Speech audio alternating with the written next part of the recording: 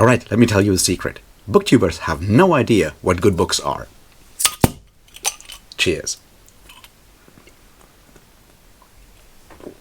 Welcome back everybody to me talking about something book adjacent, and today we'll be talking about what's good in books, sort of. Alright, as you may or may not know, recently I made a video where I talked about the necessity or like the problems with spoiler-free reviews, because I think there's something going on there in the way we talk about books.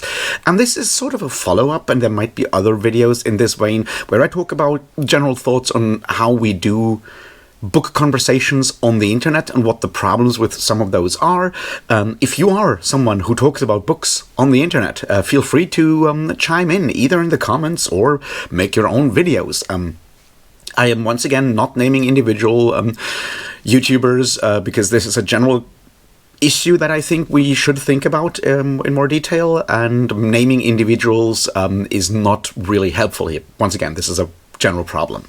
So that's the basics. What am I actually talking about? Well, see, I watch YouTube, and I sometimes even watch YouTube about books, and YouTube often recommends me a number of videos, and they're usually titled the 10 best science fiction books, or the 10 best fantasy books, or the 10 best books of all time, or the 10 best books of the last decade, and I usually get really angry at those videos. Now, obviously, I'm a very angry person to begin with, so no big surprise, and my anger is usually not because I disagree with the books on that list, although I often do, sometimes I don't, it's a mix and match there, but I think it is mostly with the framing, because these lists are never the 10 best books of. That's not how that works, because no booktuber is ever qualified to make that kind of list. That's the big problem that I have with that, because all of these lists are subjective,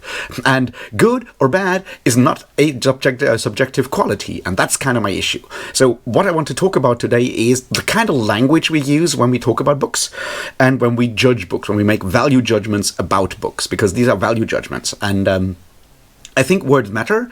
I hope you understand that. I mean, we're talking about books. Books are basically just a huge pile of words, and we think books matter, so words should also matter, right?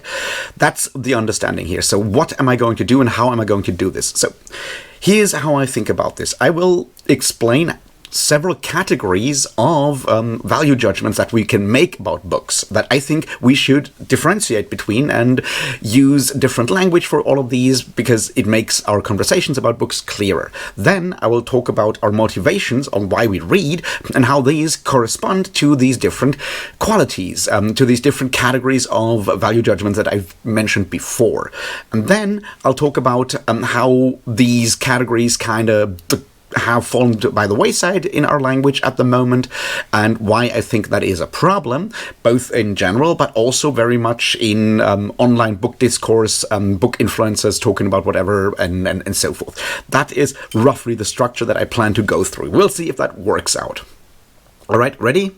Let's get started. Alright, there are several ways of judging a book. Obviously by its cover, but that's not the one that we're talking about today. But that is certainly a valid category, like looks, optics, aesthetics. It's not one that I'm thinking about today because I want to look at something else. All right. But there are basically more or less 3.5 categories, I would argue, that are interesting for us when it comes to value judgments. The first one of these is enjoyment. The second one is importance or impact. The third one is, well, quality. And the 3.5 ones is moral quality, because while it is certainly a quality, it kind of, you'll see where we're going with this. These are the 3.5 categories that we need to talk about. Let's start with the first one. Enjoyment.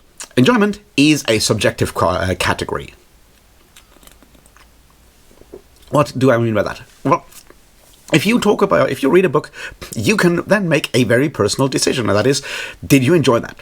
That is very much up to you, and what you enjoy, what you don't enjoy may depend on who you are, may depend on where you are in this specific moment. It can depend on a lot of things, but it is personal, subjective enjoyment, and that is really important, because the first point is, as soon as you have read your first book, you are qualified to make that specific value judgment. You can always go, well, I really enjoyed that. You can even go back and change your mind when you reread it later on. And you are the only person who can, well, make any claims on that judgment. So if you tell me that you really liked a book, I can't go and tell you, no, you didn't. That's not how enjoyment works. Obviously, if you make different, or if I make different claims about the same book and go tell you that I really enjoyed Wheel of Time, like a year later I tell you that I really, really hated Wheel of Time, you can ask the question like, hey, what's up there? What changed? Did you change your mind? Did you lie once? But even then, I can give you an explanation, but you have no way of finding out whether I lied to you when I tell you that I enjoyed or did not enjoy a specific book. And you know what? That is fine. I would also argue that for the most cases of reading these days, of enjoying, of reading books, personal enjoyment is the one category that matters the most. That is the first one. And once again, keep in mind, it is fully subjective. Now let's talk about the second category here, that is impact. Impact is fully objective. What do I mean by that? Well, we can always say this is an important book. When we say important book, we look at its impact on the world, on literature, on the specific field of literature, the specific genre of literature, and so forth. And these are things that we can measure empirically, right? We can look at sales numbers. Did a book sell a lot of copies? Then it's probably been impactful because presumably a lot of people have bought the book and then read the book. And if people read a book, they will think about that book and their thoughts will change and the world will change because of that. Obviously, we can also look at, did a specific book win a lot of awards? If a book wins a lot of awards, that means a lot of people read it. Also, it means a lot of people talk about it. Possibly, it means that people that talk about literature as a field, possibly also other authors, will read that book and think it is somewhat important, depending on the award, obviously, right? That's another way of measuring impact. There are other ways, like if an author talks about their influences, tells you that this is one of their favorite books, presumably that book has had an impact on said author. There's a lot of these ways of measuring impact. Obviously, that's a historic thing, right? You can never say this book will be incredibly impactful. We can guess, but that's all there is. But you can go in hindsight and make claims about it. And the further in the past a book is, the easier it is to make those statements about impact. Now, why do I say that is an objective thing? Because it is, if I make a list of the 10 most influential science fiction books, I need to explain to you why these are the 10 most influential books. And I can go by all of these elements that I just mentioned, or others, and because these are objective measurements, they are out there in the world. You can then check my claims, and you can then come to me and tell me that I'm wrong, because clearly I missed that other book that sold way more, and has been mentioned by way more people, and has also won way more awards, and then I can go, well, clearly you're right, and then we can have a conversation about it and discuss that, but we can agree on something. It is a conversation that is possible because it is an objective category. And this is really important, it is fully independent from the first category, that was subjective enjoyment, right? There are books that have been incredibly impactful that you really may not enjoy, or that I may not enjoy, right? Those books exist. But go back to Wheel of Time, right? Wheel of Time, I did not enjoy, except for like a chapter here or there. But I will never disagree with the claim that Wheel of Time has been incredibly impactful. In fact, I think it's one of the big problems I have with Wheel of Time is that I really think it's bad in all kinds of ways, but it has been so impactful. So these are different categories, and it's important to be aware of the fact that that one does not negate the other one. That's why one is subjective and the other one is not. All right, let's move on to the final 1.5 categories here, and that is quality. I'm not fully happy with the term quality here, but I can't think of another one, so bear with me. Now, quality is the kind of problematic category because it is semi-objective, or it at least makes claims towards objectivity, but it comes with all kinds of caveats, right? So let's start. Quality is more like a collection of all kinds of things. It's qualities, not quality. And that's the first part. If we talk about quality of a book, we need to specify, we need to actually constrict our categories further down and explain which category we are looking for. That could be something about language, right? It could be a specific use of a specific prose style. It could be a specific perspective. It could be all kinds of things that we are looking for. Now, this is really good, really well done. What we are mostly doing here is judging technique and approach. That is what's good or bad in a book. Because it is not enjoyment, right? There are books that are objectively doing something really, really well that you may not enjoy. But that doesn't make them like badly written or anything of the sort. It just means that you don't enjoy them in that situation. And those books could or could not be really, really impactful.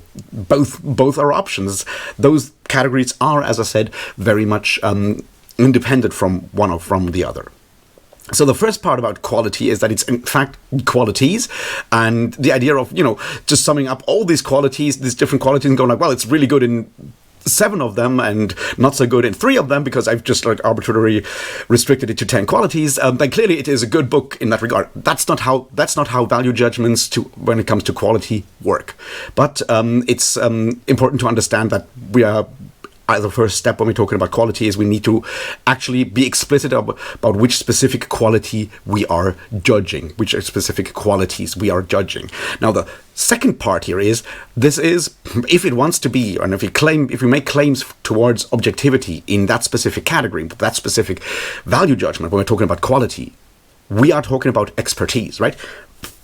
I can not judge specific approaches to language because, English is my second language and I have never studied English literature or English language or anything of the sorts, right? So if I make claims about prose style, there are people who know way more about that and whose judgment should be valued more than mine in that situation, because this is, as I said, about expertise. That's how objectivity works. It's a very academic approach to things, right? Yes, we can extend that to online conversations and so forth, but up to a point, we need to be clear about our qualifications, our background, and our expertise.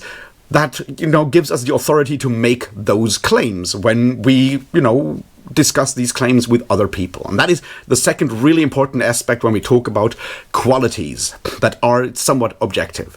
Now, here's where we come to the 1.5 part of this specific quality, or this specific category. And that's with the words, right? See, I told you words matter. Now, the problem is, like when we talk about enjoyment, right? We say like, this book was fun. I really enjoyed this book. That's the word we use to judge that. If we talk about impact, we just go, well, this is a really important book. We can, use something like popular or whatever as well. But like, usually we say this is a really important book. The problem is when we talk about quality, the words we use there are good and bad.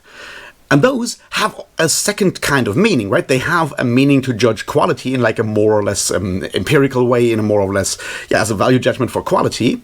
As in, this is a really good coffee or a really good tea or a moderately good beer, and so forth. But they also have a moral category. We use the same words for that. When we say good boy or bad boy, we don't mean objectively good, we mean morally good or bad. And that is a category we can also apply to art, more or less, or at least it's a category that a lot of people apply to art. And once we do that, it becomes highly subjective again. That is important to understand. It becomes highly subjective because my morals are not your morals. Yes, I can be explicit about like whether I, what kind of ethics I follow and so forth, but my moral judgments are very much mine. And it is that weird double meaning of the words good or bad that can lead to a lot of problems down the road. All right, so that's the first step. We have these several categories: the highly subjective category of enjoyment, the highly objective category of impact, and the semi-objective, needs further qualifications, restrictions, expertise, and so forth category of, quality, with the added thing of moral quality, which is, highly subjective once again. Where do we go from here? Well, we're going to look at like how having these different categories and being aware of these different categories can improve our reading experience, because I firmly believe that it does. See, when we pick up a book, we should always ask ourselves the question, why read? Or why do we read this? Now, obviously, there's a general thing. It's like, yeah, I just like to spend my time staring at a page with like all these squiggly lines on it. Maybe that's all there is to it. But usually, I think we pick up books for specific reasons, and those, I would argue, correspond up to a point to these categories that I just laid out for you, right? So let's go through those ones one by one and see how that does, under certain circumstances, help us, get more out of our reading. All right. First part is, of course, if we read for enjoyment, then yeah, that's the one thing that is important. And I would argue for most people, most of the time, that's how we pick up at least fiction, sometimes even non-fiction, because, that can also be entertainment or entertaining and enjoyable, right? So the thing is to understand what we need to understand when we do this is we need to be aware that like the thing that we want out of this specific book is to have a good time. As I already mentioned, this is highly dependent on the time, place, and so forth, because sometimes we may feel a bit cozy or whatever and we want to read a romance. Sometimes it's autumn and it's kind of spooky, so we're going to read like a horror novel or something, or maybe it's something else that we feel like in that specific moment, and that's highly dependent. Once again, it's highly subjective. That's going to impact our reading experience if enjoyment is our goal. And that is also, obviously, what will impact how we will, at the end of the day, judge the book. Because if our goal was to get, like, a good time out of that book, and that book did not deliver that good time, that's when we go, this book failed. This is not an enjoyable book. Once again, I think this part is really easy. Now, however, we move on to books that and impact, and that is when we read for education. Now, I would not say this is education in the sense of school. Obviously, that kind of goes into that, but when we pick up books in school, we usually don't get to pick which books we get to read, because that's the job of someone else. But beyond that, I would argue that sometimes, at least some of us, do still read books for educational reasons. That could be, once again, because we want to know what all the fuss is about. If it's a book that everyone on YouTube or TikTok is talking about, we might go, I guess I want to read this so I know what the conversation is about. That's where you get all your I read this so you don't have to videos from, right? And that's one way where I would call the goal education. It could be the same thing that you read a book and you hear that another book has been highly influential for that specific book and you want to know more about it. For example, I would argue that a lot of people who pick up E.R. Edison's The War Roboros these days do so because they've heard that it has had a huge impact on J.R. Tolkien and The Lord of the Rings, on Ursula Le Guin's writing, and a lot of other authors. And that's when people go and search out The War Roboros and they read it and they'll react to it in one way or another. Now, why am I bringing this one up in particular? I think when we read for education, the way we judge sort of like the success, the value judgment is different because, as I said, like the category of importance or impact is objective. So even if we don't necessarily enjoy a book, that does not mean that our reading for education hasn't been a success, right? If we want to know what the fuss is about, that's the goal. And if after reading that book, we have learned the thing, we have understood what people see in it or not see in it, if we understand that, then that has been a success. Enjoyment doesn't come into it. And that's why I picked The War Roboros, because for a lot of people reading this book in 2025 will be hard. It's not necessarily an easy book to read. It's very weird for Edwardian English, can be hard to parse. The names are weird. The plot is not exactly that gripping. It has some really weird, strange jumps in the plot line and all of those kind of things. It reads very differently from anything that most of us are used to read if we've been reading for, say, like a decade or so. However, if you read that book, and even though you don't enjoy it, you see how its specific approach to telling a story, its specific use of language, its specific use of certain scenes and mythology and so forth has impacted J.R.R. Tolkien, for example, or influenced J.R.R. Tolkien or Ursula Le Guin, then that was a successful reading, right? You can still go, this is not going to be my favorite book, but you should not walk away from the reading experience as like feeling disappointed because your goal was not to, have fun. Your goal was to find something out.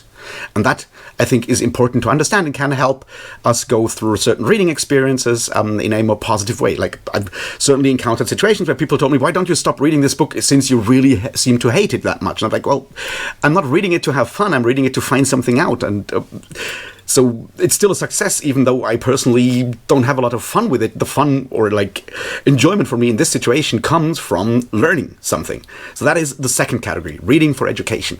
Now, here's the third one, and that is reading for knowledge production is what I would call the third category. And that is obviously sort of similar to education, but also different. We could also call it reading for training, maybe. I think that might be a better term here. And that is, of course, when we pick books that are supposedly good. What do I mean, right? Sometimes we want to find out how to do a specific thing. And that is, if we are aspiring writers, we might want to pick a book that does a specific thing very well. So we look for other people that we assume are authorities and let them tell us which are the best books that do, I don't know, unreliable narrators in a first-person, unreliable first-person narrators. And they may send us to read The Book of the New Sun by Gene Wolfe, because that's exactly what you get there, or something like that, right? If that is what you're looking for and your goal is to learn how to do that, you're reading as training. And that is different, I would argue, from education, because, you're not trying to find out what's about the book. You're trying to actually build your own skills and your own character. And that is sort of like where reading for moral goodness can also come in, right? People were told to read like a catechism or a Bible because it will make you a good Christian and so forth. And there are books that are exactly that, right? They're supposed to teach you how to be a good person. It's not just for Christianity. It's for all kinds of religions and for all kinds of just general morality, right? And that is, once again, the thing. If you read that book and you go away from that book and go, well, I've thought about this moral dilemma, I come away with like a clearer understanding of what to do afterwards, then that has been a success. Even if the story has been incredibly boring, as most allegories are, and even if you didn't enjoy it because so forth, right? It has still succeeded at the thing. And that is my final point here, right? If we pick up a book, we need to be clear in advance, and we should probably spend some time thinking about, like, why are we going to spend the next, pay attention to the word spend here, why am I going to spend the next amount of time with this specific book? What is my goal here? And then evaluate our experience afterwards and go like, well, did I get the thing that I wanted from this? And if we did, then that was great. And if we didn't, then yeah, something went wrong. But it can also help us pick books in advance and hopefully have a better reading experience, which is, I think, what we're going to need to look at. All right, so this is the second step. Now let's look at how all of this kind of fails and it has sort of like become problematic because of, you know it, I know it, capitalism. And not just capitalism, but neoliberalism in particular. Now, here's the thing. I'm not going to go into like a full discussion of capitalism and so forth. I think it sucks for all kinds of reasons. You don't have to accept that. You can believe that capitalism works. You can still follow my argument here to see why there is a problem in how we talk about stuff. And that is because of neoliberal approaches to the commodification of every field that has not yet been commodified. What does that mean, right? That means we turn whatever there is into something that can be bought and sold and can thus be, well, traded in a marketplace, which is the goal of neoliberalism, very basically, according to David Harvey and some other people. Let's just use that for now, right? What that means when we commodify art, however, is that the one thing that art has afterwards is a price and a value, like a use value and an exchange value, basically, if you want to be all Marxist on it, right? My point is, it collapses these categories. And that's where the word spend and waste comes in again, right? Because the thing is, if I have commodified art, my goal is always to get the maximum out of my spent money and time and effort. And that collapses these three categories and turns them into good deals or bad deals. You see what's happening there? We collapse the categories of personal enjoyment, impact, and qualities into one thing, and that is, did I get enough out of it? And that is highly problematic. Hopefully you agree with me that commodifying art is already a bad idea, but let's move one step further here, right?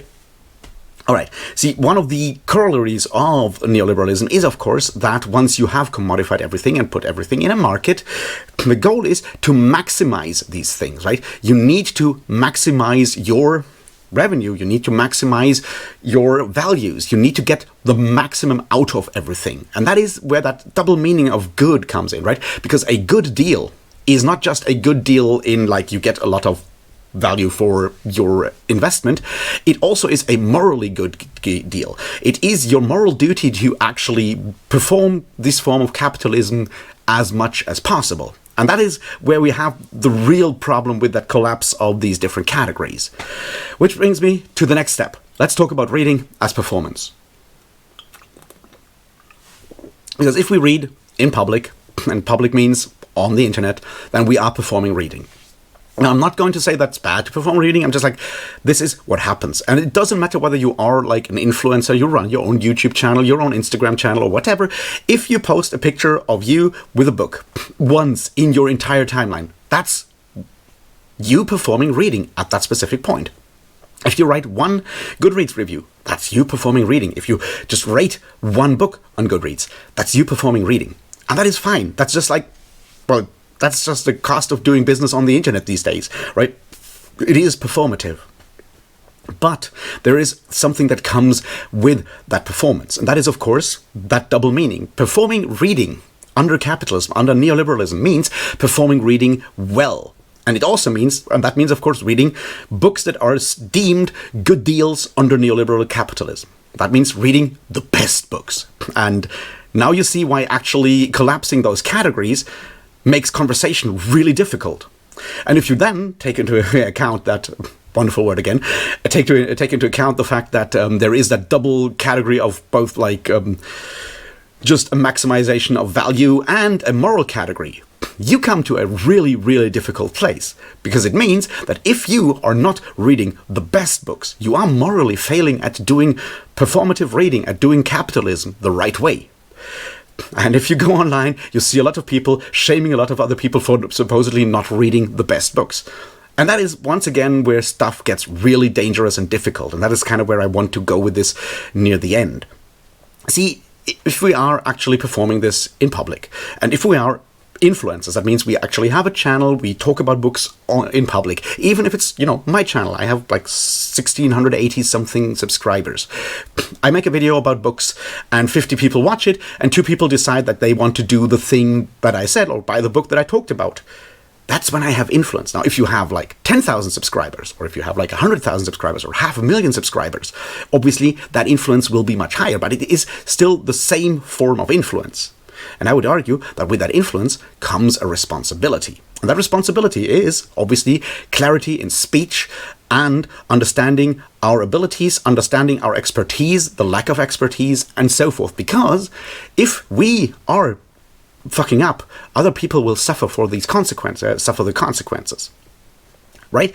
So if I make a video telling you the 10 best science fiction books, and I put books on there that I really, really enjoyed, not books that I think have like specific qualities and so forth, and you go out and read some of these books and you meet someone else and you talk about it and they say like they didn't like that book and you're like, or didn't read that book, that gives you sort of the license to then shame them for not doing the reading the right way, not reading the best books, but reading something else.